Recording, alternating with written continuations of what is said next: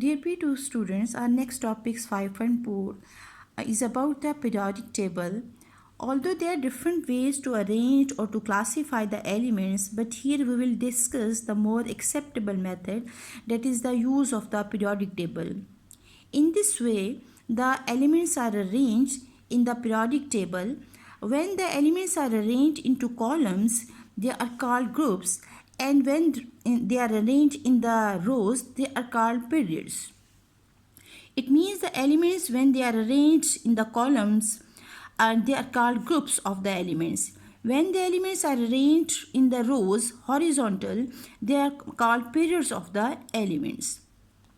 In the groups, we study the elements from up to down. From up to down, and in the rows, we study the elements from left to right. In the groups, the properties of the elements remain same. It means in one group, the elements show the similar properties. But in the periods, the properties of the elements change from more metallic to non-metallic elements. Let's start. How are elements arranged in the periodic table? Elements in the periodic table are arranged on the base of the mass of their atomic on the base of their atomic mass, means in order of the mass of their atoms. Atomic mass means number of protons and neutrons in the nucleus. As we go across the row means from left to right, and down the group from up to down, the mass of the atoms increases. It means as we study the group, the mass of these elements increases from up to down.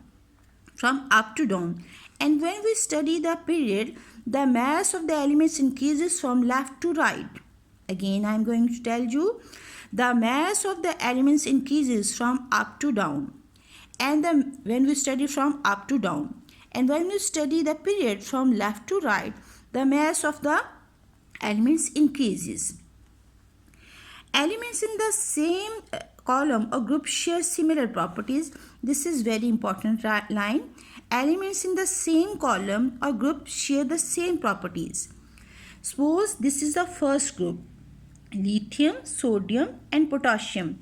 It's a first group and all the elements have the same properties. Okay, and over here in the last group, helium, neon and argon, they are the non-reactive elements and they share the same properties. It means in the groups the elements have the same properties, but their atomic mass increases from up to down. Their atomic mass increases from up to down. In the periods, from the right across the period, elements change from being metallic to non-metallic. From metallic to non-metallic. Over here you can observe sodium is more, when you study like this from left to right, sodium is more metallic than the argon. Argon is non-metallic. They have given you a standard scale to study the periodic table. Red color shows the metals. Yellow color shows the metalloids. Metalloids actually are the elements which have the properties of both metals and non-metals.